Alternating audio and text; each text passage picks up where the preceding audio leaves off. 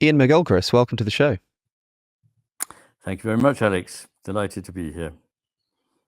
Why is the brain separated into two physical hemispheres? It's a basic and very good and important question. And it's not really discussed very much, but we know that all the brains that we've ever looked at are divided in this way. So it's not a human thing only. And there are three important oddities. One is that it's divided at all, since the power of the brain is to do with making connections. Secondly, that it's asymmetrical, which is very odd because there's no reason for it to be asymmetrical. If you just needed more space, you could just produce more space symmetrically, you would think. And the third is that there is a band of fibers at the base of the brain. But first of all, this is a new thing. It only started in mammals. Amphibians, reptiles, frogs have brains. Birds have brains that don't have even this body of fibers called the corpus callosum. And what's more, a lot of the import of the traffic across the corpus callosum in humans is inhibitory. So its final effect is to suppress a contralateral homologue. In other words, a bit of the other hemisphere that would be its partner, if you like. So these were questions that I thought were interesting and were in part a reason why I started to go into this area. And I suppose the first thing I have to say is that most people who don't know about the recent developments and particularly about my work on hemispheres think that they've heard it long ago was exploded. It was a myth, a popular piece of psychology that had no basis in fact. And this is sort of slightly right and mainly very, very wrong. The slight bit of right is that the questions were good. Why are the hemispheres separated? How are they different? It's just that we didn't get the right answers at the time. And when people start asking questions in science, they don't expect to find the right answers immediately. They expect to have to do further thought, further gathering of data, and to be able to come up with something that actually does fit the realities. And the answer is, if you like, to cut to the chase, that all creatures, in order to survive, have to do a remarkable feat, which is to pay attention to something that they need to get, and at the same time look out so that they're not themselves got. And for this, you need two types of attention. And these types of attention are so different that they require neuronal masses, each of which can sustain conscious attention independently. One of them is going to pay very targeted attention, very narrow beam attention to something that it wants to get, that it knows is important, usually food, or eventually something like a twig to build a nest, or in apes, to get something to use this as a tool. And that is the left hemisphere's attention, narrow, fragmentary, piecemeal attention. But at the same time, the brain has to be able to look out for predators, but also for kin, for your mate, your offspring, and so on, so that while you're busy in surviving by getting stuff to eat, you're also looking out for the whole picture. And that has evolved in the right hemisphere. And so effectively, the right hemisphere is looking out for everything else, for the big picture of the world, while the left hemisphere is concentrating on a detail that it already knows it wants. And this has important consequences because the way we attend to things changes what it is we find there, changes what comes to our attention. And in summary, what we find is that the two halves of the brain sustain two different versions of reality. It used to be said that one did reason and language and the other did pictures and emotions and so on, but all that is wrong. We know that both hemispheres are involved in everything. But that doesn't mean that there's nothing there. That doesn't mean we've met a dead end. It's that we were asking the question in a slightly wrong way, which was, what do they do, these hemispheres, as though they were machines? It's the question you ask of a machine. But in fact, they're part of a person. And an important question to ask about anything to do with living beings and human beings is how, in what way with what reason, with what purpose are we doing what we're doing? Why are we attending, and in what way are we attending?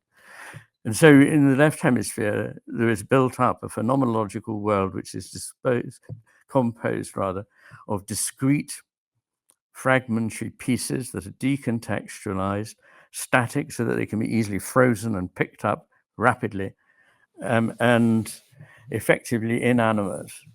And everything that it understands is clear, explicit, cut and dried. It's a seed, it's a rabbit, it's whatever, it's my lunch, I need to get it. Whereas the right hemisphere is very much more subtle. It's looking out for everything else. It sees that nothing is ever ultimately completely devoid of connections with everything, really, everything else. That things are always in motion. They're never actually finally static. That they're also never wholly certain. They may carry a certain degree of conviction, but they're not black and white and cut and dried in the way the left hemisphere makes them. The left hemisphere really understands what's explicit, and the right hemisphere understands what is implicit. And that's a very big thing, because all the things that really matter to us most need, in a way, to remain implicit, because they're reduced by the process of bringing them into prosaic everyday language. And effectively, this is an animate world. So those are the two different worlds. And you could put it this way: that the left hemisphere creates a map, a diagram, a theoretical structure of the world, which is very thin, very sparse, very jejune, devoid of complexity, devoid of really anything that makes the thing live. But it has the schema. And the right hemisphere, meanwhile, is seeing the whole complex picture in all its ramifications and its beauty. And it's in other words, it's the world that the left hemisphere is mapping. So that's a good enough place to start, really. A map in the left brain, and in the right brain, the thing that is mapped. The world that is mapped. The world that is mapped. So we've essentially got here two brains. And the thing that I find fascinating, reading The Master and His Emissary, which is an extraordinary volume. I sort of only got a little bit into it, and was already thinking this is kind of blowing my mind, or my minds, I suppose I should say. One thing that caught my attention is that this isn't something that people might think that, well, there are sort of two brains right now that are doing different tasks, super specialized, but if we evolve further, they'll probably sort of merge into one big brain. It seems like evolution is selecting for this asymmetrical brain separation. And as you've already said, the corpus callosum, or callosum, that connects the two does more to inhibit communication between them than it does to facilitate it. I mean, that's an extraordinary finding, that the connector between the two parts of our brain is purposefully trying to stop them from communicating, and that this is something that is evolutionarily selected for. I thought that was absolutely incredible. And I suppose what you're suggesting here is that the reason for this is because, if they were to communicate too much, then maybe one would get in the way of the other? Yes, there needs to be a necessary balance between separation and togetherness, if you like. Funnily enough, nature in general works with competition and cooperation. One of the myths that really needs to be revised is the idea that evolution is all about competition, and that we are somehow competitive apes. There's no doubt that competition plays a very important role in evolution, but actually those species that have really thrived have been those that have learnt to cooperate and collaborate.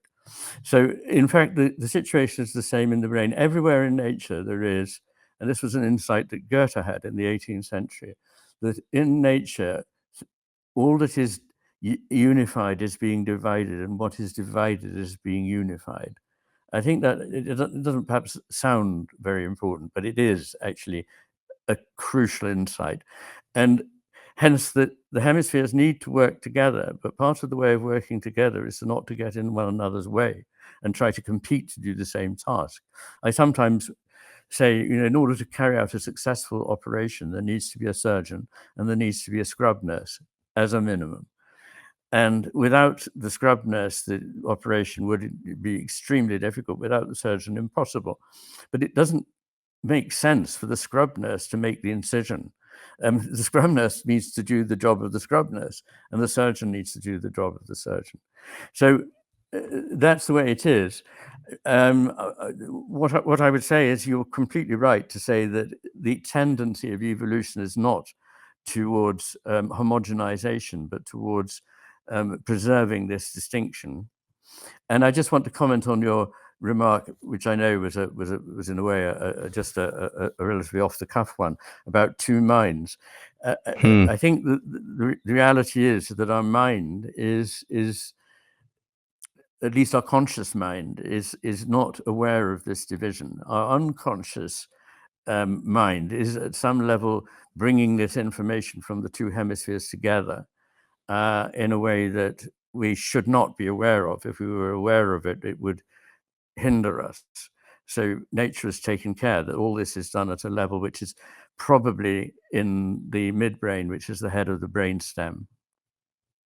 I mean, yeah, inevitably when you learn about this distinction between the different hemispheres, especially when you learn that like the left hemisphere governs the right eye and the right hemisphere governs the left eye, you inevitably sort of start closing an eye, looking around the world and seeing if maybe am I seeing things a bit differently? Am I noticing, narrative more and objects more in this eye? I'm not really sure. And obviously it's a bit ridiculous because that's not how it works, but that just speaks to the fact that yes, this is something that is not a conscious phenomenon.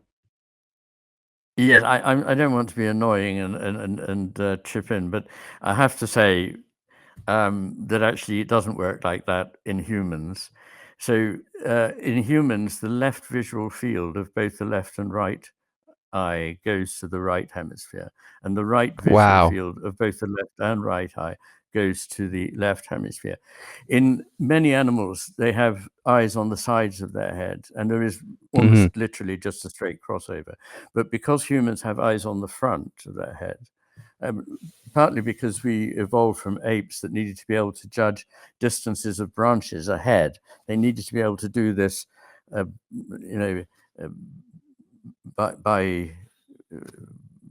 bifocal way of seeing things, and so it's not quite true. It is true that the right ear feeds pretty much to the left hemisphere and the left ear to the right hemisphere. That's probably why it wasn't really working for me when I was switching back and forth.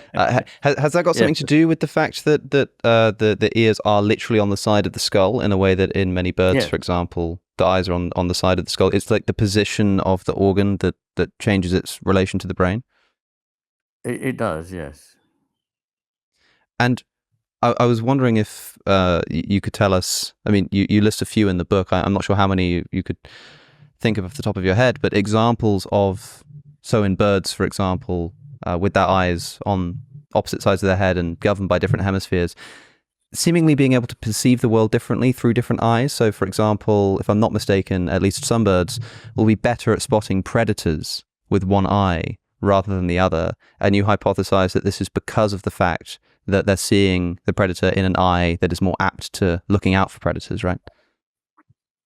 Yes, well, you can actually see birds turning their head in a way which would be abnormal for the situation. If there's a predator that's in the wrong visual field, they will turn so that it's in the visual field, the left visual field, that comes to the right eye, because the right eye, the right brain is, sorry, the left eye going to the right brain. The right hemisphere is the hemisphere which is looking out for the predator. And experiments have been done in lizards in which one eye was experimentally taped over and a predator was produced. And obviously when it's the right eye that's been taped over, which feeds to the left hemisphere, they look through the untaped eye. But when it's the left eye that has been taped over, which is the eye through which they would normally inspect a predator, they turn their heads to try and look through the taped over eye. They try to look through it because that is their habit. So I just say that because it illustrates very clearly that there are these differences. They're not 100% differences. Nothing in biology ever is, but there's a statistically highly significant difference between the use in a bird of its left and its right eye. We'll get back to Iain McGilchrist in just a second, but first, trust in our news media is at an all-time low, and people often make up their minds about important and nuanced issues based on headlines alone, which are often steeped with media bias. That's where today's sponsor can help. Ground News. Ground News aggregates thousands of local and international news outlets in one place so you can compare headlines across the political spectrum. Each story has a quick overview, a breakdown of political bias, a factuality rating for the source, and even information about who owns the source. Take a look at this story, for example. Update on Neuralink's first human patient. First, I can see broadly most of the reporting is coming from the left or the center, but let's see how the different sources are reporting on the story. A lot of left-wing outlets are emphasizing fears that the device would have to be removed as it starts to lose functionality, whereas right-wing sources are emphasizing Elon Musk's search for new applicants for the brain implant. So depending on what kind of news you read, you're going to get a different angle on this story. Ground News brings them together, allows you to compare them, cut through media bias, and develop opinions that are not algorithmically curated. Check it out at ground.news/AlexOC. You can try it for free, but you can also use my link to get 40% off their all-access Vantage plan for as little as $5 a month. That said, back to Iain McGilchrist. So you've given a sort of sketch of what the different hemispheres do, and I know it's quite tricky to pin it down exactly. And like you say, they're both involved in everything. But if you had to sum up, you say that it used to be the case that people would think left brain is like, I don't know, reason, rationality, language maybe, and the right brain is like art, music, poetry, and that's misleading. It seems like you're saying. Could you give us maybe 3 better words on each side of the brain to try to approximate what it is that these hemispheres are responsible for? Well, I think the point is, if I were to answer your question outright, one pairing would be the left hemisphere is, in a way, only aware of, only interested in what can be made unambiguous and explicit. Whereas the right hemisphere is capable of sustaining things that are on the surface of them perhaps opposites, but that coexist and need one another and are perhaps at the same time in different ways present in a situation. It's also much better at understanding the implicit. So there was some truth in what you just said, but let me try and separate it out. So as I said, the difficulty with the way we used to think was about what they were doing. So reason, language, pictures, emotions. But in each of those cases, I can very clearly explain that, for example, language, some of it is very much a part of the left hemisphere. And what is very, very largely true is that speech, the articulation of speech is in almost everybody in the left hemisphere. But that's not the whole of language. And the most important part of understanding language actually is supplied by the right hemisphere. So the left hemisphere is a little bit like a computer that's been given the Oxford English Dictionary and a book of rules of syntax, and is trying to decode the message. Whereas the right hemisphere sees that the meaning of this is something that is not being stated, that is quite different. A very, very simple everyday example is if you're speaking in an auditorium and you say, it's very hot in here, and the left hemisphere is saying, he's pointing out that on a hot day in a room with a lot of people, it's getting warm. No prizes for that. But the right hemisphere understands what he's really saying is, could you switch on the air conditioning or open a window? So the implicit meaning is what the right hemisphere understands, only the explicit, the left hemisphere. Now, when you think about it, so much of what is truly important in language, even in everyday language, is metaphorical in nature, sometimes ironic, oblique. It may be as important what is not being said as what is being said. Poetry, in fact, is something the right hemisphere is much better at than the left. And that's because its linguistic capabilities are different from those of the left. The left are to do with narrowing down on a certainty. In fact, if you wanted to make another difference between the left and right that is global, the left hemisphere's whole raison d'etre, if you like, is to try to narrow down to a certainty, whereas the raison d'etre of the right hemisphere is to open up to a possibility. So it's always saying yes, but it might not be that. Ramachandran calls the right hemisphere the devil's advocate because it's seeing other possibilities here. So that's true of language. It's true of reason too. So some kinds of reasoning are better done by the left hemisphere.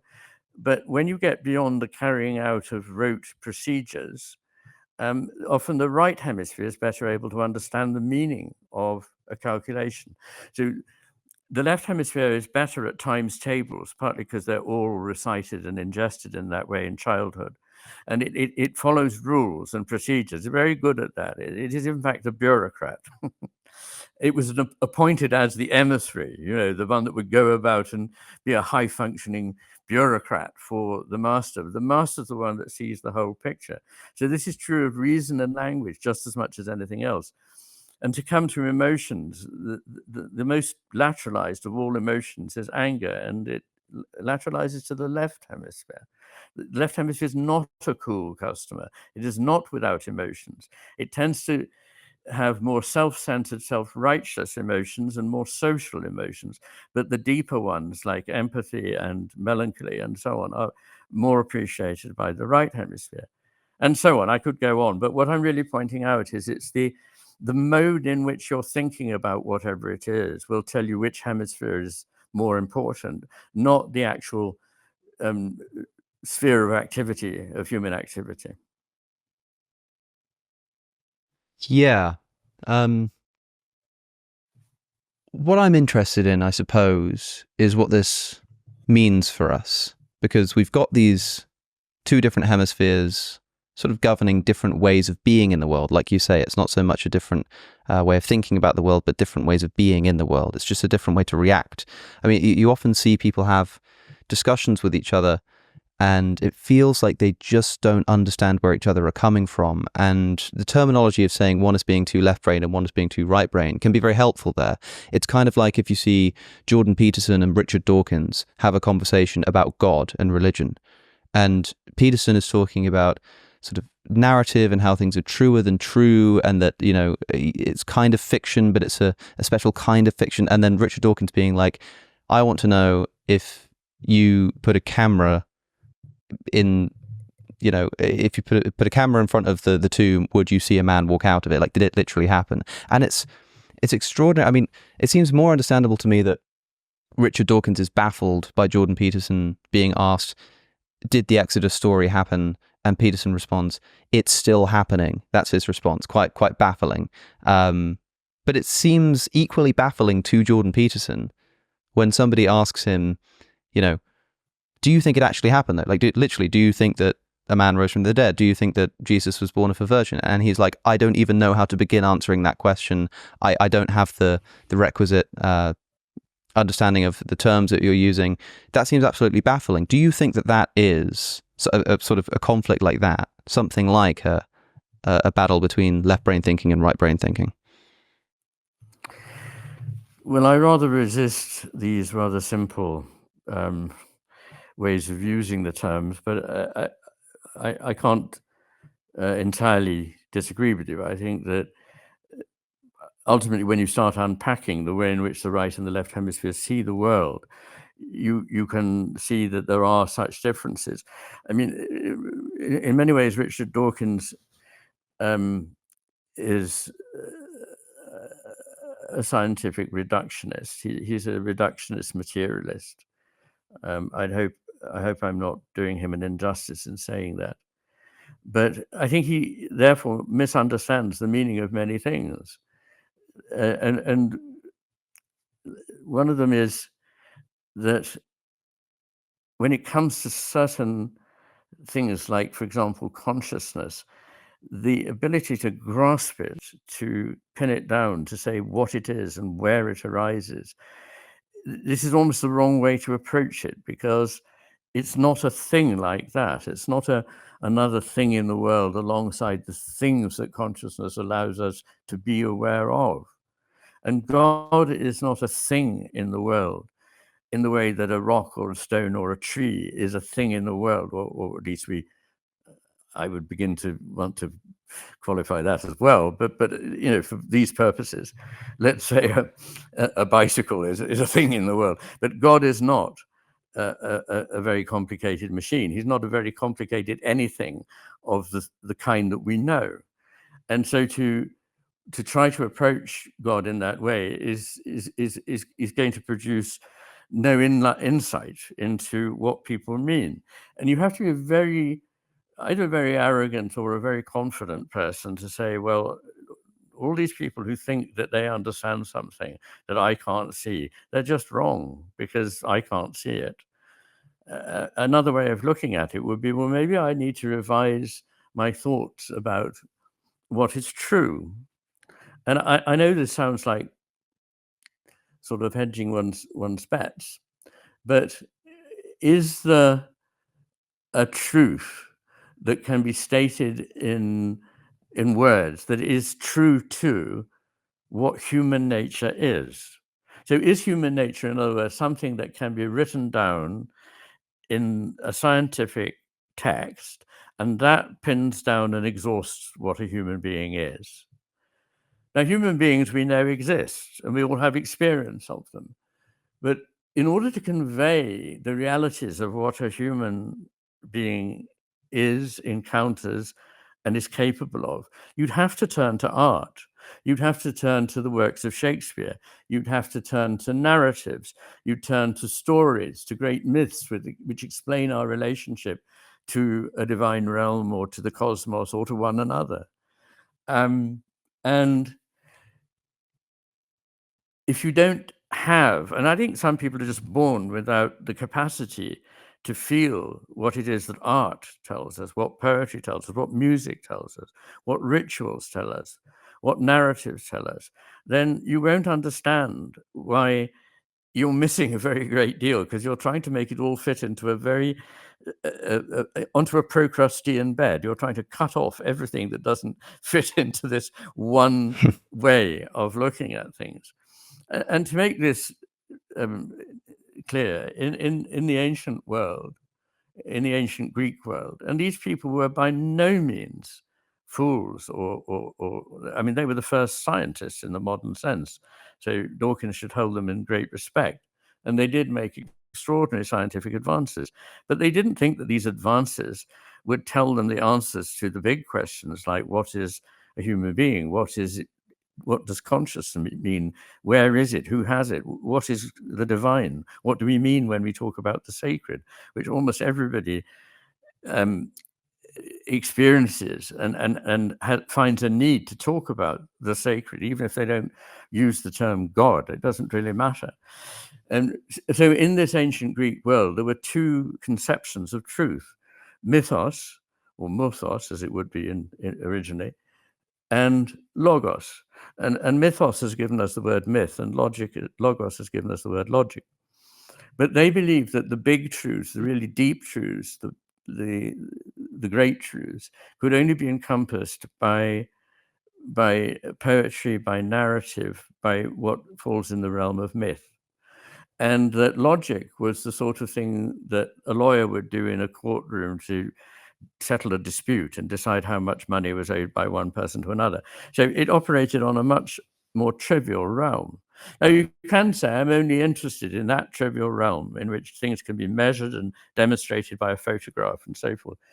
But do you believe in love? Do you think that love is real? If you don't think it's real, I pity you, because it's the most staggering experience in life, and it has many forms. There's the love one has, erotic love for a partner. There is the love one has for nature. There is for those of us who sense something greater and divine. There is the love one has for that. But love cannot be demonstrated in a laboratory. It cannot be manipulated. It can't be measured in any way. Does that make it unreal? Not at all. So I feel this is just a huge discrepancy between a very narrow idea of what truth is and a broader one. And if you'll permit me, I just want to say something about truth there, that there are many ways, of course, of thinking about what truth is, and many types of theory and philosophy about how to think of truth. But two that are very important because they're quite different and we can recognize them are truth as correctness, which is really this closing down on a precise form of words or measurement that encompasses what it is that we are looking at. There's something out there, which is the truth, and I'm going to take steps which lead me in a linear fashion towards that truth, and I get closer and closer to that truth, which is an entity somewhere. And the other is that truth is a process of discovery, of unveiling. And when I say discovery, I mean literally uncovering the accretions that have come between us and a deeper truth that is not discernible by the everyday eye of reason. The everyday eye of reason is very valuable. I very much respect reason and science, and they've served me well for many, many years. And you know, I worry that nowadays, in fact, both of them are coming under attack. People are discrediting science unless it fits with the narrative of what they would like politically to think is true. People are discarding reason if they don't find that it leads to the place they want to go. And I'm not attacking them. I'm just saying they have limitations. Intuition has limitations too, but it also has great powers to put us in touch with things that science alone won't take us to. And indeed, much of science was actually solved not by the scientific method, but by a process of intuitive approach towards a gestalt, a shape, a form, which gave the answer to a mathematician or to a scientist. And imagination is also a very important tool. And it seems to me that what Dawkins is saying, I don't say he has no imagination, I don't know him that well, but he wants to say that what imagination reveals to him is not true. But that's because he's got an idea, I suspect, that imagination is something that takes you away from reality. It's what I would call fantasy. Whereas, as was known to the great philosophers of the late 18th and early 19th century, imagination was the way in which one felt one's way into the true reality of something other than oneself. And without imagination, one couldn't reach it. So where have we gone wrong here then? Because the kind of Dawkins-esque approach of the primacy of, I suppose, in a way, left brain thinking, seems to be dominant, and I think you've said in the past and recently that the world is sort of becoming a bit left brain dominant, or is a bit left brain dominant in a way that maybe it once didn't sort of used to be. And I'm interested for two reasons. The first is sort of like, you know, when I say how does that happen, I don't just mean what are the social conditions that make people think this way, but I mean, how is it that the brain starts acting differently? Is it like this mind that connects the two hemispheres just sort of starts ignoring one side? Are we able to train the mind into sort of residing more in the right brain or the left brain? That seems very strange. If you have one brain that is all connected and communicating with each other, how could it even be the case that people would just sort of switch one of them off in a lot of these conversations? Well, because they're not... I mean, you're thinking in terms of an alternative. This is on, this is off, or whatever. Whereas what I'm talking about is a spectrum, if you like. So it's more like, it's not like a switch that's on and off for one or the other. It's more like a slider in which, you know, one hemisphere can be more attended to, or it can be more in use in our attention to the world than the other. And I think that what has happened is that it's not so much that our brains are any different. I mean, of course, they're always different and evolving slowly over time as everything evolves. So it is true that our brains are probably subtly different from those of Achaean Greeks, you know, but if you put them into a scanner, which, if you did the thought experiment and put them into a scanner, you wouldn't expect to see their brains very different from ours. So it's not that the brain itself is the the key here. It's how the brain is being used. I think the way to think of it is rather like if you bought a new radio and you listen to a couple of stations that are your favorites. After a while, you begin to listen only to one. I think that's more the way it is. And I should emphasize that I don't think that the great changes in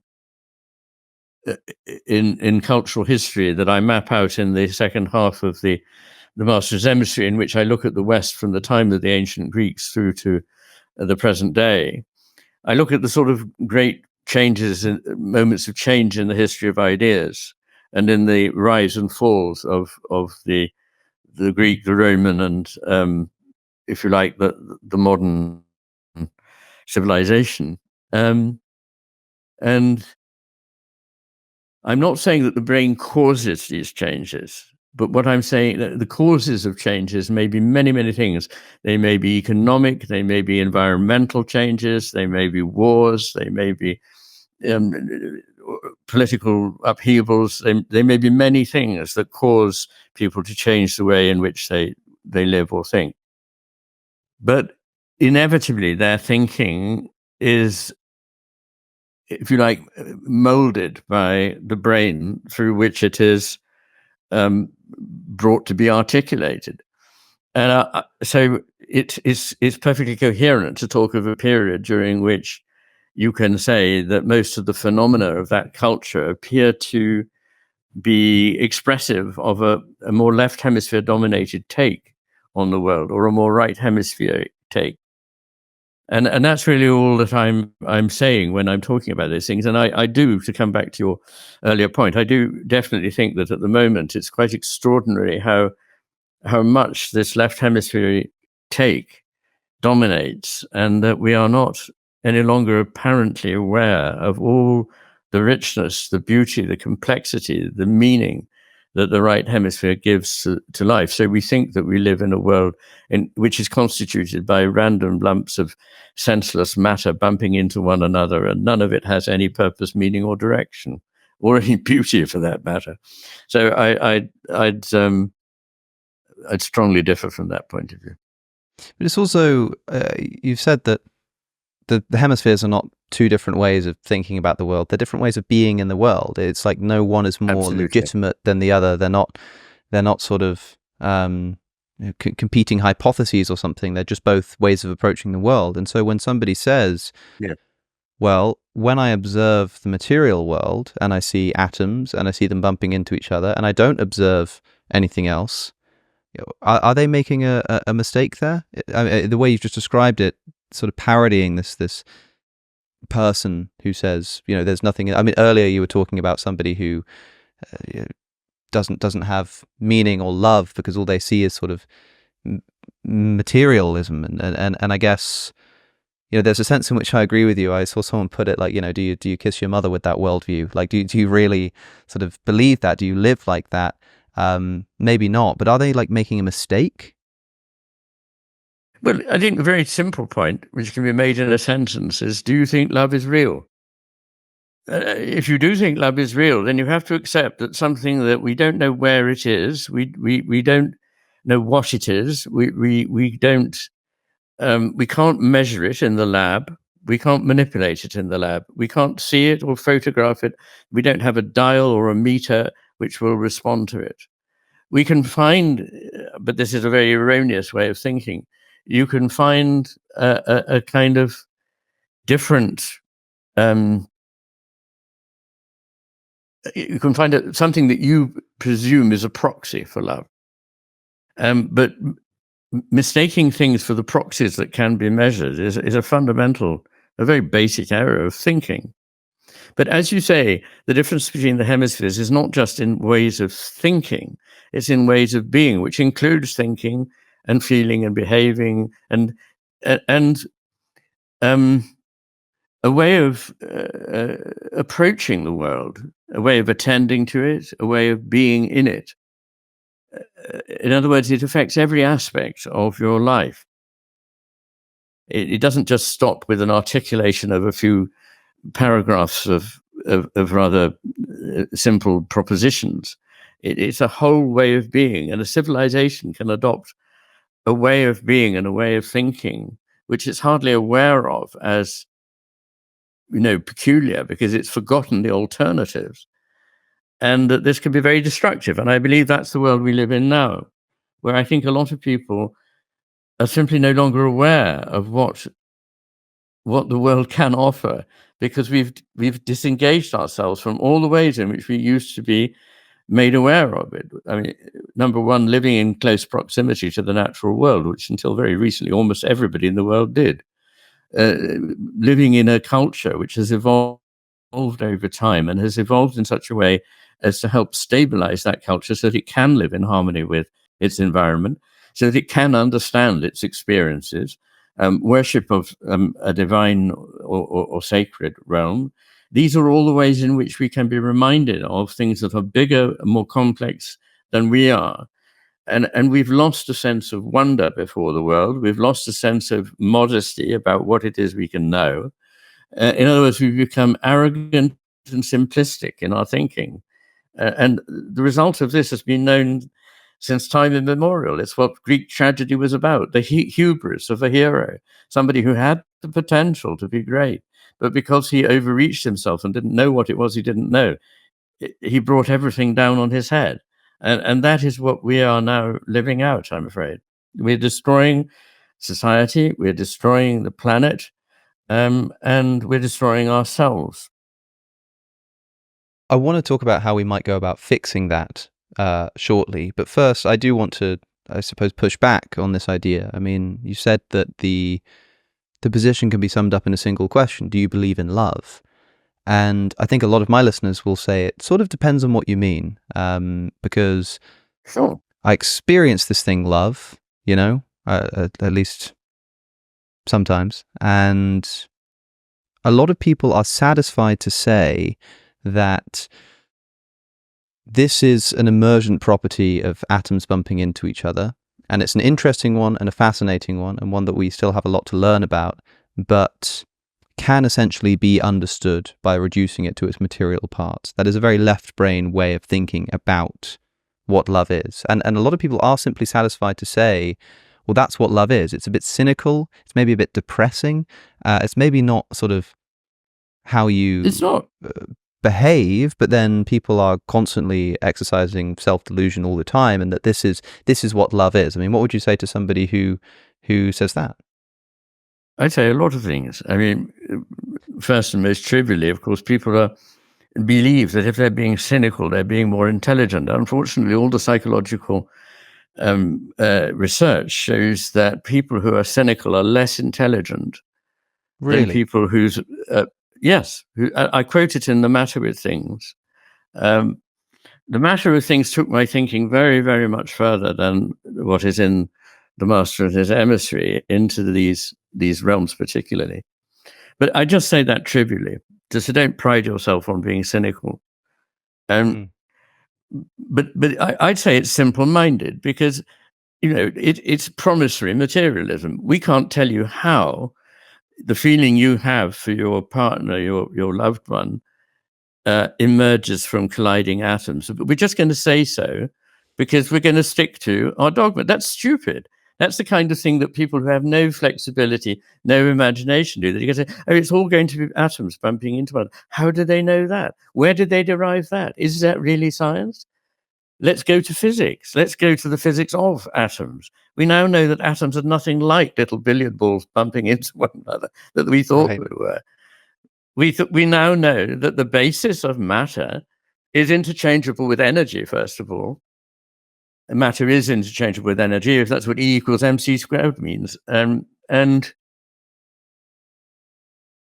what exists, and we call the basis of matter, is probabilistic form fields. And those things that we used to call particles have no existence in the sense of like little tiny balls. Straight out of school, you might go around thinking. So forget all that.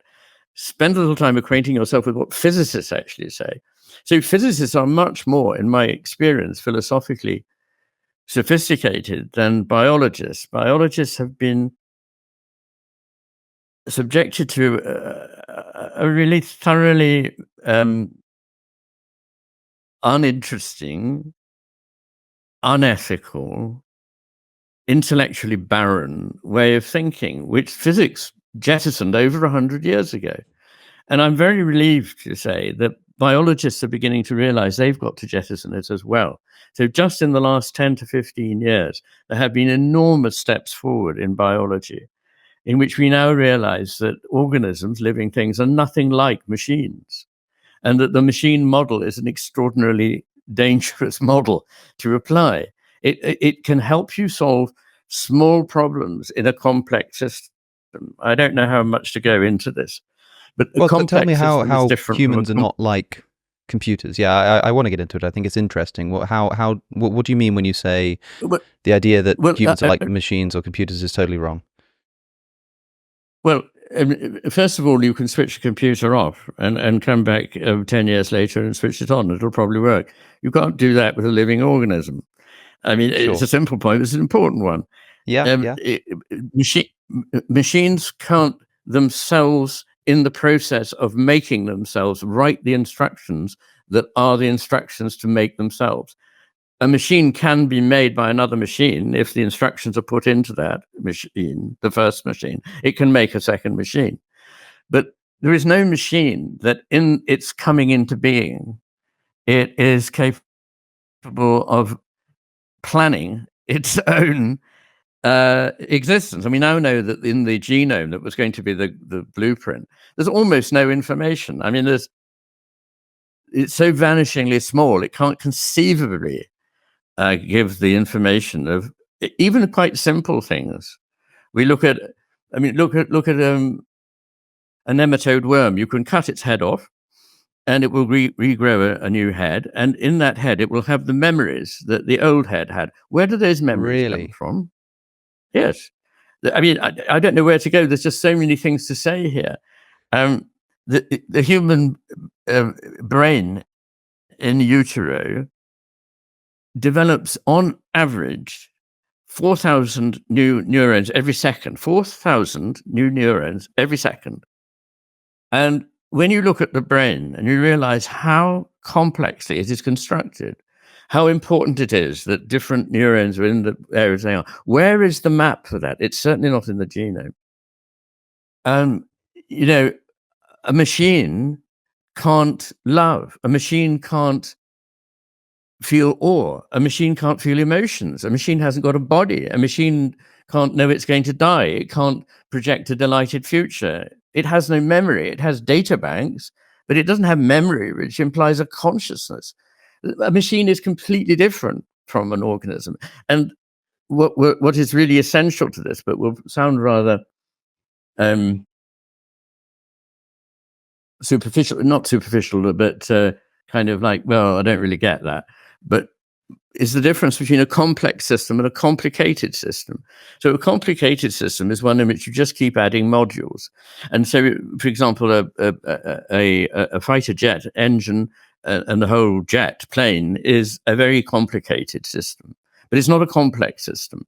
A complex system is a system in which there are whole ranges of processes going on that interact with one another in ways that we can hardly describe, in which bits of one cascade will then link into another cascade. And we couldn't plan this even for 1 second in a single cell organism. We couldn't map it.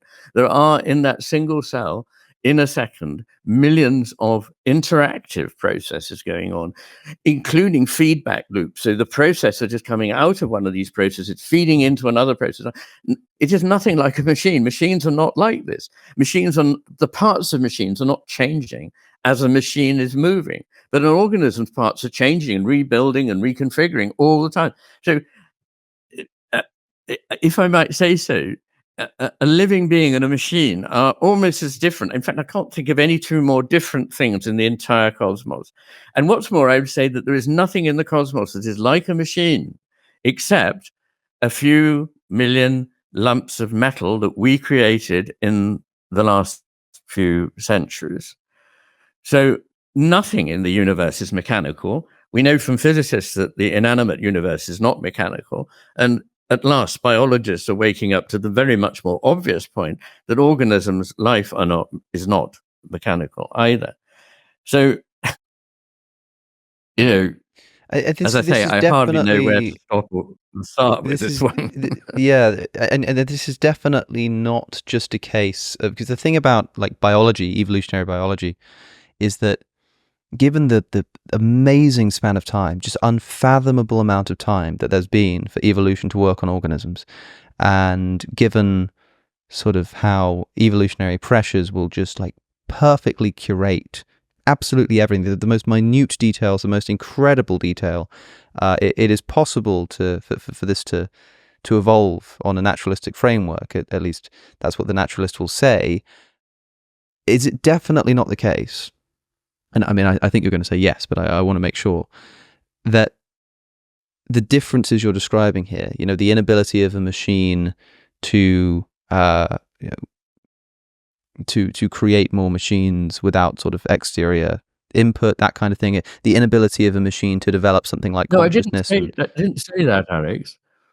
Because somebody could reply, well, I can make a machine that I can leave alone and I can program it and it will make more machines. That's not the point. The point is no one machine can write its own program in the process of coming into being. Right. And it's and what I'm asking is that's definitely a distinction of principle. That's not just a case of like, machines being a couple of 100 years old, as you say, and biological organisms being literally billions of years old, and so having much more time to develop complexity and abilities that machines haven't sort of been able to muster yet. In other words, I'm trying to preempt what somebody listening to this might say an objection, which is that, yeah, of course, machines are totally different from organisms, but give machines 4 billion years to sort of evolve and communicate with each other, and artificial general intelligence and all of this kind of stuff, and eventually you'll end up with something that looks just like an organism. Well, there are two separate points here. Is it legitimate to make an organism more comprehensible, you think, by comparing it to a machine? The machine's the only machine we know and have. And the answer is definitely no. So the other point you're making is a quite separate one, which is, again, a promissory one. I mean, nobody knows what in millions of years. There won't be machines in millions of years because we'll have destroyed ourselves and the planet. But let's just suppose that machines could evolve. It's really a bit of a cheat to say, I say now that if they're given millions of years, they will come to this. Because life didn't start in machines at all. People say, oh, well, they could become conscious. But how do we know that they could become conscious? Where does that idea itself come from? I mean, the other thing that's quite interesting, just because people will say, oh, nonsense, evolution is completely has no purpose. And I'm not going into intelligent design. I'm not saying I'm talking about intelligent design. I'm referring to things that we do actually know. So what we know, and Barbara McClintock won a Nobel Prize in the 80s, I think, of the last century, for her discovery that cells can, first of all, a part of a cell can respond to another remote part of the cell in an intelligent way when that cell needs something from that other part of the cell in ways that we don't understand. But it can also very rapidly invent a way of dealing with a threat that it has neither been prepared for by its genes or by its heredity or by its own experience. So in other words, it is intelligent. I say that, a good criterion of intelligence is if this organism can see a new way of tackling a problem very quickly that it has not been prepared for in any way. There is no antecedent for it. So you find that, for example, a particular change needs to happen in an organism, a metabolic change needs to happen very rapidly. And it's not one that it has any known mechanism for achieving. Sometimes within as little as 2 or 3 days, it will have made a change that helps that organism persist in being. And it doesn't have to wait for the 2 billion years that change would have taken to happen randomly. So biologists are realizing that very little is random in that way. There needs to be a degree of order and a degree of disorder. Not so that there's chaos, but so there is flexibility in a system. And it's that flexibility that comes from a pairing. You know, we started talking earlier about pairings of division and union. But another important pairing is order and a degree of disorder. Something that's too ordered can't be responsive and reflexive. Something that's too chaotic can't be. It needs to have this completely extraordinary capacity to be largely ordered, but capable of completely new turns. And that is what life gives us, and that's what organisms are like. Circling back to this point about consciousness that you mentioned a moment ago, you said, machines becoming conscious. How could we know that that's possible? And I just wanted to check, would you go as far as to say, not just that we have no way to know that machines could one day be conscious, do you think that you'd be more confident in saying that machines cannot become conscious, if you see what I'm saying? Are you saying that, like, in other words, is it just we have no reason to think they could become conscious, or is it actually we have reason to think that they will never become conscious? Because, of course, this is like the debate around artificial intelligence at the moment, that and I suppose the sort of ethical implications of it. But in terms of the sort of philosophical implications, this is the debate about what AGI is. Yes. I think that nobody can ever be 100% certain of anything, actually. There is literally no certainty in the cosmos. We know that. So I can't completely with certainty. The left hemisphere would like me to say, well, you must say it certainly can or it certainly can't. It's a question that I really haven't got enough information to answer. And I don't think any living person has enough information to answer. I want to say that the Turing test is, in my view, a really rather silly idea. I mean, it doesn't prove anything. It just says, I can't tell whether this creature is a real... For the sake of listeners, the Turing test is a proposed idea of how to tell if a computer has consciousness. And it's something like a test as to whether or not it's possible to tell whether or not you're talking to a computer. Like if you're speaking to something and you don't know if it's a computer or a person, then if in fact you are speaking to a computer, that's an indication of consciousness. That's right. And it was an idea proposed by Turing, who's of course a brilliant man, who was really in at the very beginnings of computers. But it's not a good test of anything. I mean, because I'm sure, after all, what a computer is a mimic. And you can make it mimic anything. In the 18th century, they had speaking heads. They were very clunky and they were made of bronze and all that sort of thing. And really all we've done is make these much, much more sophisticated. But they're still machines that are made to mimic and be parasitic on human minds and human intelligences. So I can't rule out, I don't propose to rule out anything, but I think let me put it this way. I think it would be, first of all, impossible to prove one way or the other, and secondly, enormously unlikely, because there are no complex entities that we know other than the ones that are in organisms that have this capacity. So this takes us on to the question of the relationship between consciousness and matter, which I'm happy to go to if you want. Well, I would like to, but perhaps before that, there's another thing you mentioned, which is that you said, I'm not doing intelligent design here. I'm not talking about God. Given the nature of my channel, we're very interested in religion and philosophy of religion. I have to ask the question, does this not all point, when you talk about sort of non-randomness and complexity and the impossibility of biological matter just sort of springing up out of nowhere randomly by chance, it sort of sounds a lot like many conversations I've had with theists. And, you know, I'm not going to ask you if you don't want to say it. It's in many ways a personal question whether you personally believe in God, but do you think that this is pointing to some kind of intelligent design?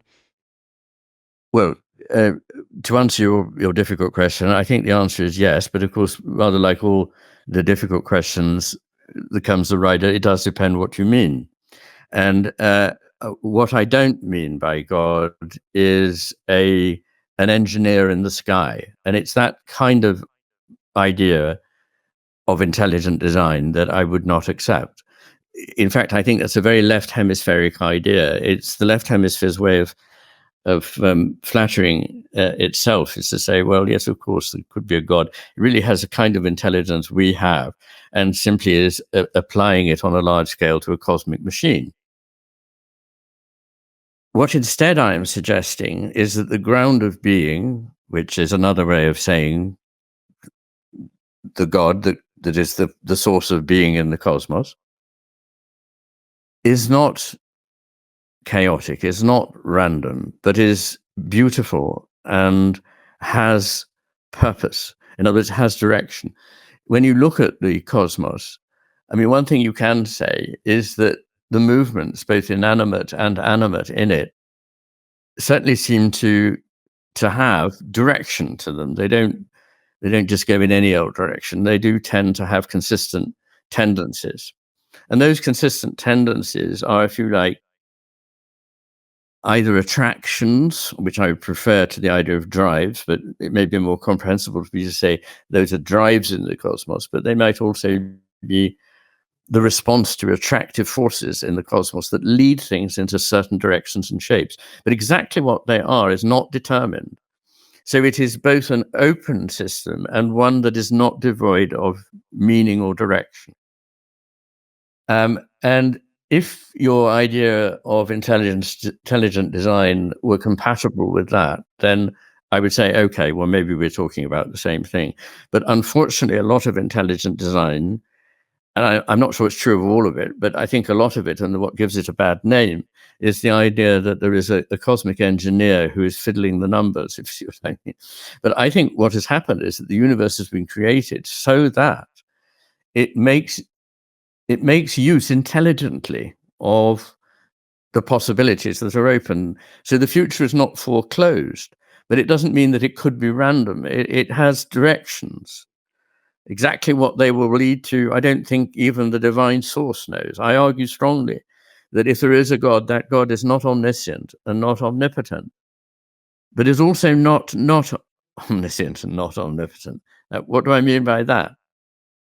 If you think of these things in a very left hemispheric way, the omniscience would mean that God knows everything that ever has been, ever will be, and all the possibilities. And therefore, the future is known, everything is closed, and the whole business of us leading out our lives is really a sorry charade, because we have no freedom.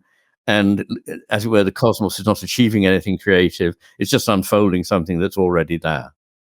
And omnipotence can be of a similar kind, that it means that God can just do anything, can make 2 = 5 or whatever. I don't believe that God is of this nature, but I don't think that you can say, well, God is not omniscient or not omnipotent. You can only say he's not omniscient and not omnipotent. And what I'm getting at here is that those terms don't really apply. It's like if you ask me, well, is God green? And I say, well, no, God's not green, but he's not green either. I mean, it's just that it's the wrong kind of term. Yeah, so it's like asking if God is even, and it's like, no, he's not even. Yes. But he's not odd either. It's just like the wrong terminology. I mean, famously, Thomas Aquinas is famed for pointing out that all religious language is analogical. That is, God is not omnipotent, God is not loving, God is not powerful, God is none of these things, because these are human terms to sort of approximate the kind of thing that God might be like. And maybe the only way that we really have the authority to use these as analogies is because we have like scripture using these terms, so we know they must be accurate at some level. But we have to keep in mind that God is not any of these things. These are just essentially metaphors. So I think I understand what you're saying there, although it does sound, when you first start talking in those terms, well, it's not that he's omnipotent, it's that he's not omnipotent. People are probably going to be a bit sort of befuddled by that. But if I'm understanding you correctly, you're meaning something a bit like that? I am meaning exactly something like that. I'm meaning that you're asking a question, which is the question you could ask of something that is already a creation, a machine or an object. But God is not a machine or an object. God is the terms, as it were, on which there can be anything. So God is not the first cause in the sense of a first actor who temporarily started a process, but God is the prime cause in the sense that the without which there can be nothing. So the basis on which there can be something. And the questions you can ask of that are different questions. I mean, we came there earlier when talking about Dawkins. But of course, this is right. And this is a point that is, I mean, no doubt some people will think, well, that's just a sort of get out clause and so on. But I can't help people like that, because you've got to actually broaden your mind to see that there are different ways of knowing things. There are different kinds of truth. And you can either accept that or not, and in a way you have to live with your choice about whether you do accept that or not. But I would recommend opening your mind and reading more philosophy and and seeing that there's more going on than just mechanical certifiable facts that can be put into a textbook and verified by an experiment. So but I do think it's a very important point you've raised, because it's very, very difficult one to articulate, as everything to do with God is. As soon as you start saying something, you can be misunderstood. But my point is that God is, my idea of God, and the first thing one has to say is one's bound to be ignorant in talking about these things, including people who say there isn't one. I mean, it's just one of those areas. My idea, my hunch, my intuition, what speaks to me is the idea of a cause, a God, an ontological cause, a source of being, the ground of being, that, as I say, neither has determined everything, but nor is completely absent. He's not that sort of God that has disappeared off somewhere and is not the least bit interested. I believe that God is himself in evolution. I'm an evolutionary, a process philosopher. If I'm a theologian at all, I'm a process theologian. So I believe that the divine essence is in process all the time. And some people, like Rowan Williams, to whom I've often talked, doesn't like this. He agrees with me about almost everything I think I can say that I have written on these topics, but he's very cautious about about process theology. And I can see why, because he wants to be able to say that God is single and perfect. And I don't see why it should not be possible for a God to have manifestations in both realms. If Christianity is true, its strength is to be able to say that God can be both transcendent and immanent in his creation. I think that is an extraordinarily powerful idea that is best expressed through the Christian mythos. And I use the word mythos without any sense that I'm talking about something true or not true. I'm just saying it is a very powerful mythos and may very well be true. But if that's the case, then God can be both, in one sense, that transcendent being that is beyond all change and knows everything and so on. But the God that interests me is the God that is in communion with this world and is, in fact, changing in response to it. So Iain Whitehead had this vision that the divine cause and the creation were evolving in tandem, responding to one another. And I actually believe that the reason there is life at all is to have something that can respond to that divine source of being. Because, again, as Whitehead pointed out, the business of life is a puzzle. First of all, it acts against the second law of thermodynamics and kicks against entropy. It's enormously expensive in terms of energy. It produces creatures that don't really last very long. And as Whitehead said, if you really want to last for a long time, the secret is never to have been alive. Mountains last for millions of years, but living things only last for a short while. So why is there life at all? And I think the answer is that life speeds up and enormously magnifies the process of response. So if you like, the inanimate world is very limited in the responses it can make. When a rock is eroded by water, it is in a way responding to that water and so forth. But life goes to a whole other level. What life produces is creatures that can respond almost infinitely faster and respond to many more things that are in consciousness. So I believe that this ground of being is conscious, and that all things that we call material are manifestations of consciousness. Now, that is not quite the same as panpsychism, in the sense that I believe that a rock has consciousness.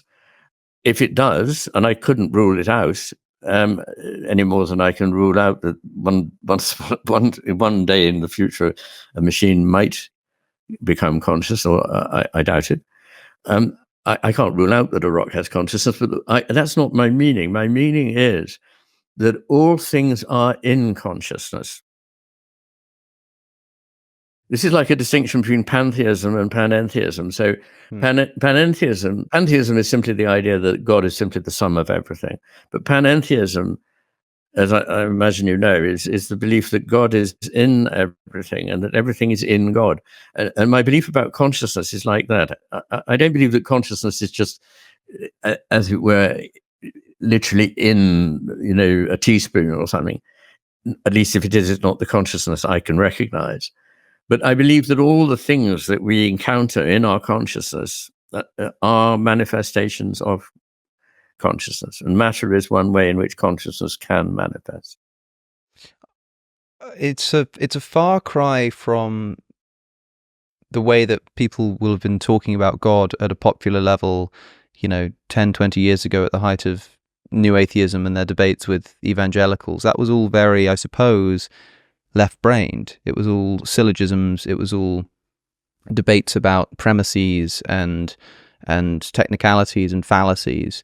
This is like a totally different approach to the question, which makes it difficult. Like, suppose that we were sort of pitted in some kind of debate about God's existence, and I'm the atheist, and I'm here to criticize what you've just said.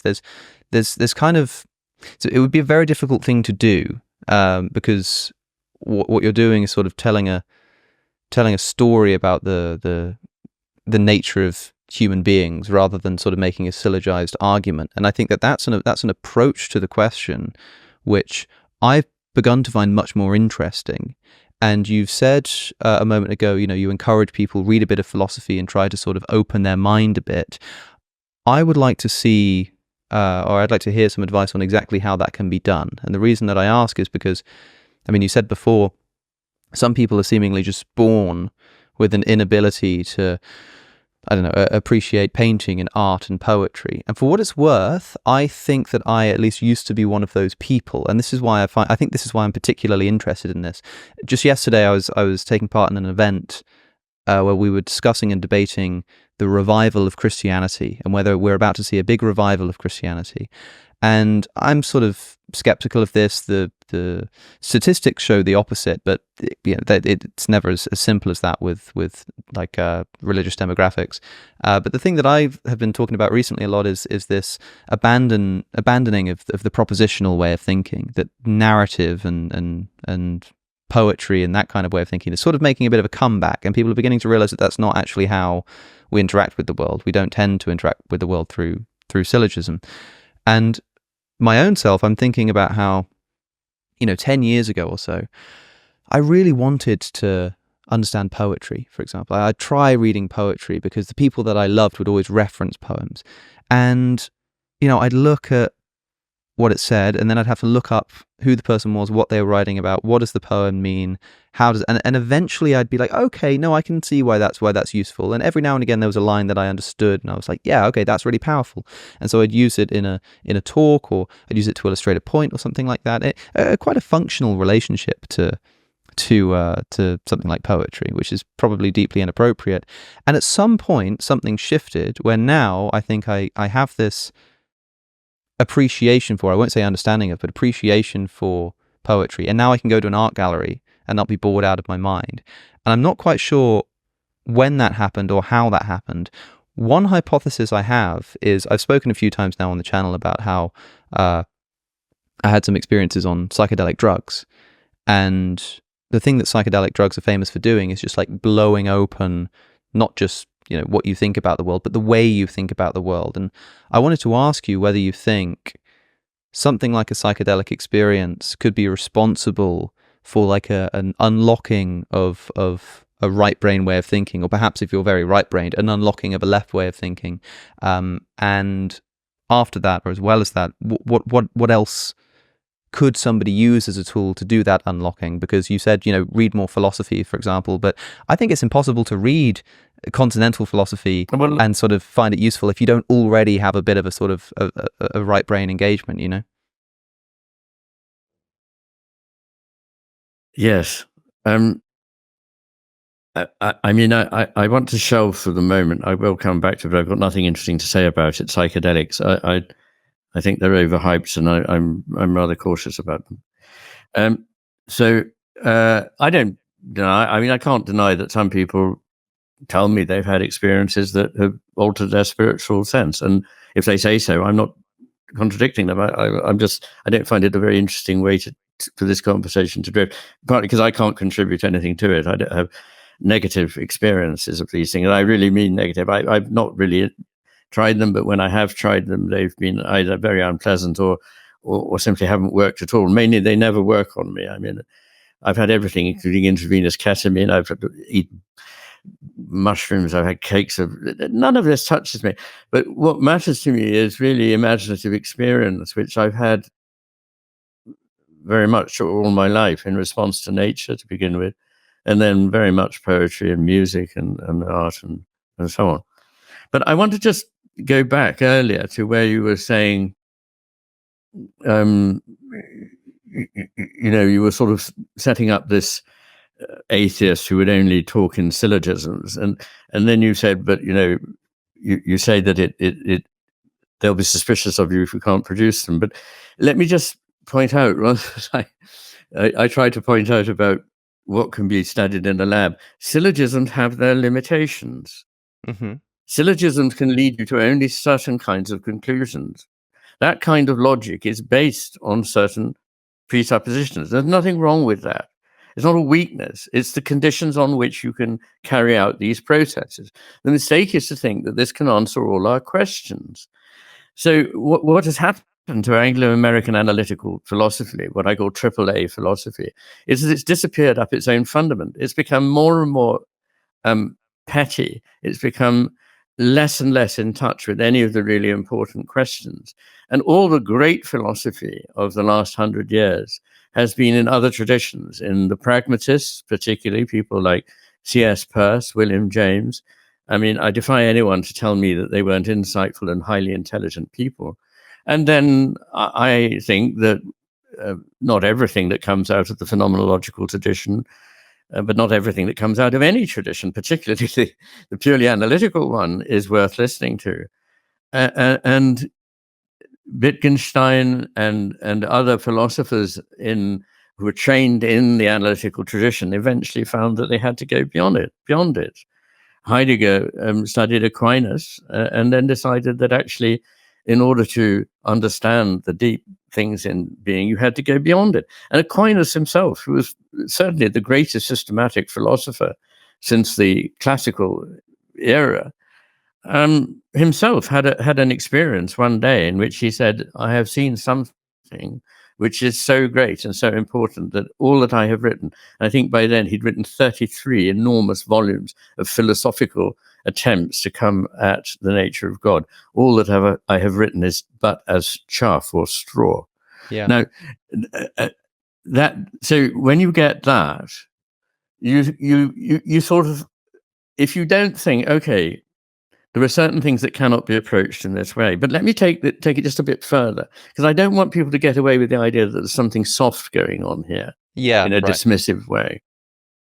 And this is to do with something you said about the only way you can approach God is metaphorical. And I think that is true up to a point. I'm not even sure you can do that. I think the only way you can speak in prose about God is by saying things that God is not. In other words, following the so-called via negativa, or the apophatic path towards truth. And interestingly, science is like this. Science can never assert a truth. It can only say that certain alternatives look to it to be untrue on the basis of the evidence so far. So it's not such a different process, but neither is metaphor. Metaphor is behind all our language, including very much the language of philosophy, of mainstream analytical philosophy, and of science. So, as I sometimes point out, even the words like abstract and immaterial are themselves entirely metaphorical. The word abstract comes from Latin roots meaning to be dragged away from somewhere. In other words, taken out of its context and physically dragged somewhere else. That is what it comes from. Immaterial comes from a root originally mater, meaning mother, and going on from there to mean wood, and as a symbol of things that are material and so forth. So all our thinking, we couldn't get to first base without metaphors. All our thinking is based on metaphor. And you probably know that is a highly recognized and respected stream in mainstream philosophy. And I'm talking of people like Lakoff and Johnson here. And if you do know enough about mainstream philosophy, you see that the really great names here often trespassed outside of it and went into other realms. And what you get is a massive sophistication of philosophy after Kant. You get, I mean, there were others, of course, but after him, you get people who are sometimes inappropriately called the German idealist philosophers and so forth. And then you get into an era in which people's philosophy, including that of Schopenhauer and Nietzsche at times and so on, is capable of tackling things that this very arid, we must have it clear now, is it this or is it that, will never reach. You see, it's the insistence on clarity. And I think you should be as clear as the subject matter allows, but no clearer than that.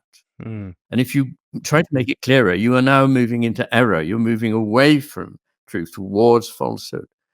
And the really big questions are of this nature, that they can't be clarified in that way, and they can't be made consistent with the law of the excluded middle. That all started with, of course, Aristotle. Mm-hmm. And it has had an unfortunate effect that people are unwilling to see that a thing and its opposite may often obtain. I mean, you can save it. The law of the law of the excluded middle is that any proposition P must be true or false. It can't be both. It can't be neither. Yes, and I'm saying that sometimes not only can it be neither, but it might be both. And here again, we have to say the stuff that deals with the everyday is not a good way of dealing with the rarefied area we're going into of consciousness of God and so forth. I mean, let me quote Niels Bohr. I mean, inaccurately, but I mean, at least the gist of what he was saying was that a thing and its opposite may very well be true. And he had the yin yang symbol, the Taijitu, on his coat of arms when he was ennobled by the Norwegian, I think it was the Norwegian, or was it the Danish government? I can't remember. But in any case, he said that a thing and its contrary are often true, but this is not true of the trivial. So, for example, if I had coffee this morning, either I had milk in it or I didn't. There's no sense in saying, well, it's not really one or the other. But when you get to the realm of the things we're talking about, they are manifest more by contradiction than by simple statements where the contrary is obviously wrong. So does that mean that it's inappropriate to approach those questions at all with sort of an empirical, material, worldly approach? That is, the approach of the new atheists, of the Richard Dawkins, who say, and I suppose they agreed with you that, of course, there's a sense in which religion as a subject, God as a being, is a being of of the right brain, of the right hemisphere, is a being of narrative and story, and these are the kind of things that can be true and false at the same time. But, however, the question of, I don't know, causation in the universe, or the question of specific claims about Jesus dying on a cross, being born of a virgin. No, these are scientific questions that can be answered with specificity and empiricism. Is it totally inappropriate to discuss this subject of religion with the sort of left brain approach? Well, you have to understand the way in which, I don't want to repeat myself, and we haven't got time to repeat myself, but this distinction between mythos and, as you see, mythos is not what we mean by myth is a lie. A mythos may contain truth. And when one talks about God being born in this way and suffering and dying, there is a truth in that, which is not equaled by any other story, any other revelation, any other idea about the nature of the creation and the nature of the cosmos that I know. And people understand things in different ways. And that's not just so it's all untrue. No, it may be very true, actually, that God does suffer. I don't know. I can't limit this being. I can't limit this being and say he couldn't actually be in. I think there's something divine in all of us. And indeed, Christ himself thought that there was. The sayings of Christ are very difficult to arrive at because it was all written down a long time after the fact and so on. But I would sort of say about the story, I can't rule out that very odd things do seem to happen at times, that the laws, the ordinary laws of the way things are not necessarily universal in experience. And I couldn't rule out that somebody who had indeed been dead could, in fact, come back to life. We don't really know what happens when people die, actually. And people can be brain dead and have completely flat EEG traces for considerable periods and come back, and not only come back, but come back with memories of what happened during that period. Now, you can argue about this, and there are people who will be never convinced, and there'll be people who will, whose conviction cannot be shaken. As in most of these things, I tend to be a skeptic amongst believers and a believer among skeptics. I tend to think that it's important to bear both possibilities in mind and not necessarily to have to collapse them to one or the other. That's the left hemisphere going, oh, it's got to be a very narrow, simple truth like this. It's got to be this. If there's a camera there and so on. I don't know. I'm not saying that that camera might not have recorded. I just don't know. And frankly, I don't care because the truth of this mythos is what is enacted in extraordinary services of worship, in rituals, in ceremonies that are ancient and that bring one into contact with something, laugh at it who may, that is profoundly real and important. So what are we to make of that? We should set aside these very simple-minded, almost adolescent ideas that it's got to be this, it's got to be that, and I need to know. As I get older, I realize that there are fewer and fewer certainties, and there are very few certainties in science. One way of describing science is the pursuit of knowledge that is forever mistaken. It's always being superseded by better knowledge. And so knowledge is always a process. And knowledge of the spiritual is a kind of process. And I think you can only hope to get somewhere if you engage in it with a mind that is not closed. So, and clever people go, your mind can be so open, your brain can fall out. Yeah. But actually, everybody needs to have a pretty open mind about things that they're not so clever that they can close their minds. So that's really all I'm saying, is that there is almost nothing of which we can be certain. I'm not interested in certainty anymore. I'm interested in the shape of things that speaks to me as real. And there are many things that speak to me as real. The friendships that I have had, the love I have experienced, the beauty of the natural world, the astonishing richness of what science has revealed to me about the scale and the size of the universe, about the miracle of biology. All these things are things we cannot grasp fully. And we need to get back to a place where we have more modesty and humility about what the human brain can do. It would be, you see, it's irrational. This is my point. It's irrational to suppose that we can rationally achieve answers to the big questions. That is a completely irrational assumption. It's a leap of faith, but not an accurate one, in my view, not a good move. We need to get back to a degree of humility. We are evolving creatures. If we evolve for millions of years from now, we could be capable of all kinds of things and know things we can't know now. Why suppose that at this moment, I, Richard Dawkins, or whoever it may be, can know the answers to all these questions, at least potentially? He may be very willing to say there's an infinite number of things I don't know the answer to, but I'm not prepared to accept that, I can't find them by doing science and following a logical path. I mean, what's interesting is that most scientific discoveries were simply not made by the scientific method anyway. They were made by imaginative leaps. And I discuss a lot of these, both mathematical and scientific discoveries, in The Matter with Things. So perhaps. So at the end of the day, I just want to make it very clear that there is nothing smart, there is nothing clever about being dogmatic about these things. And I'm not pleading for a kind of inherently wishy-washy position. As I say, I believe in being lucid and clear. People sometimes say to me, your writing is very clear. You make very difficult ideas accessible, to which I say thank you. It costs me enormous pains and a great deal of time to do that. And I believe in trying to make my thinking as clear as I can. I haven't done a good job today. I'm sorry.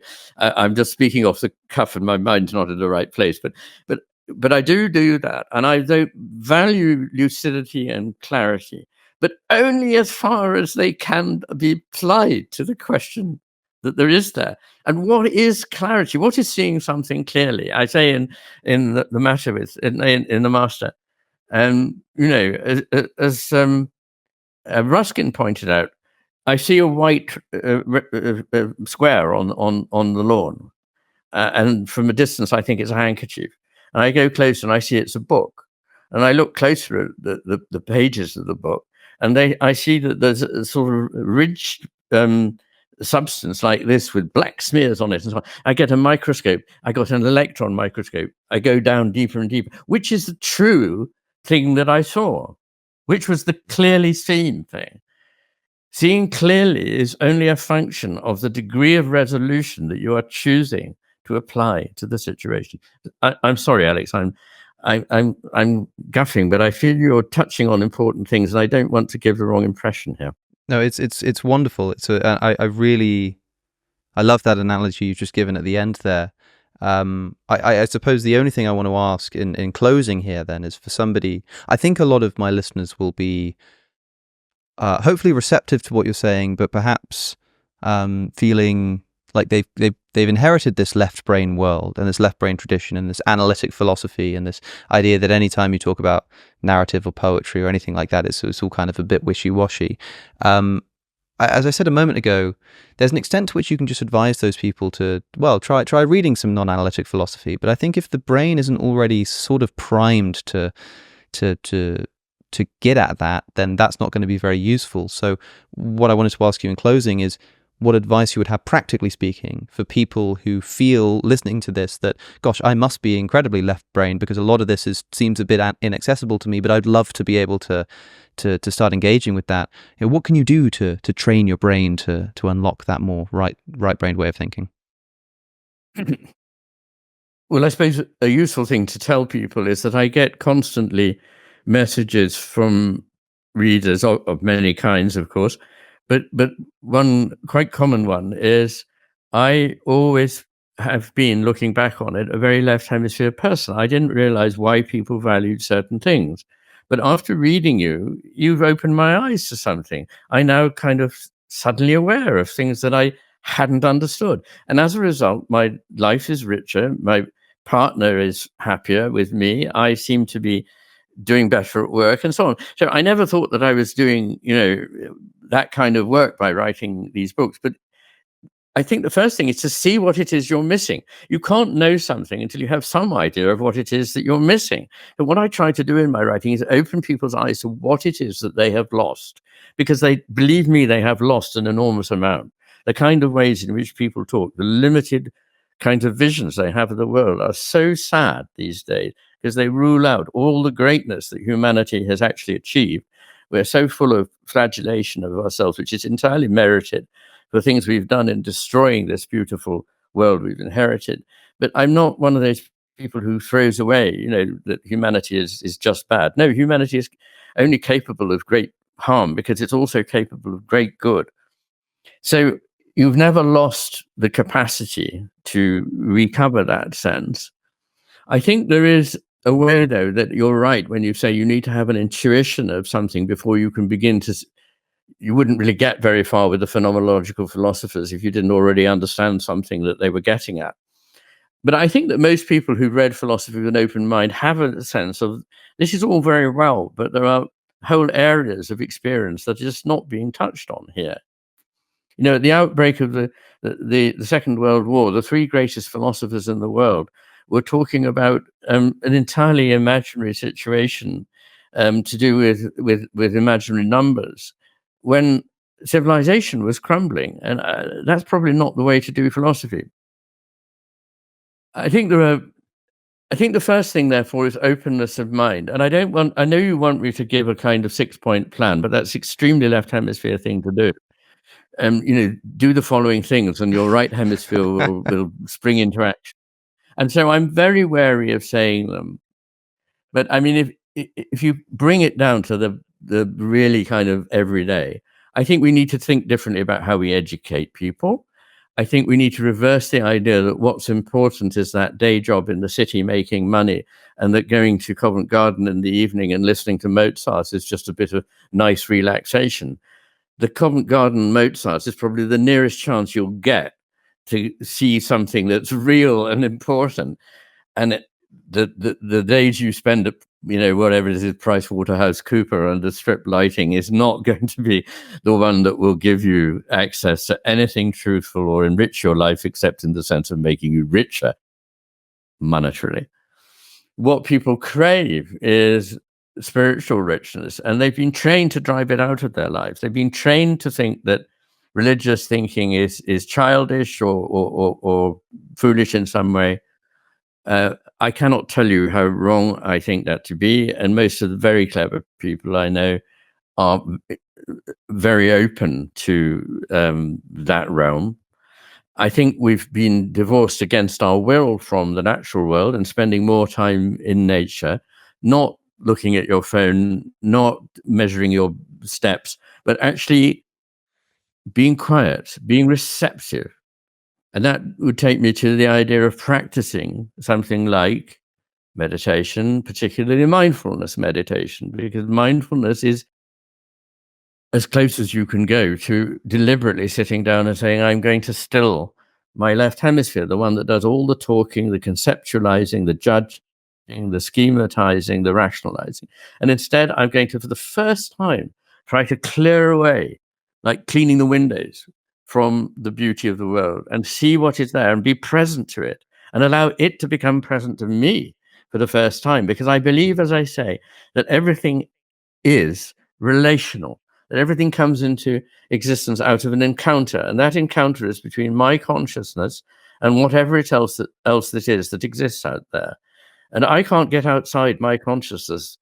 Everything we know, everything we believe, everything are decisions made by our consciousness. And so at the end of the day, we need to be rather careful about how we dispose our consciousness and what we allow it to bring into being for us. And that is a reality. So you change the world by attending to it in a different way, and you change yourself.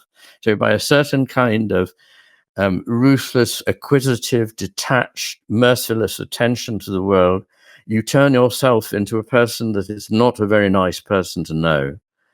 And you deprive yourself of access to all the rich, deep, and beautiful things that can nourish a soul. And don't laugh at the idea of a soul. I have a thing on the internet, Whatever Happened to the Soul, which is a talk I gave at the RSA very shortly after publishing the the Master and His Emissary.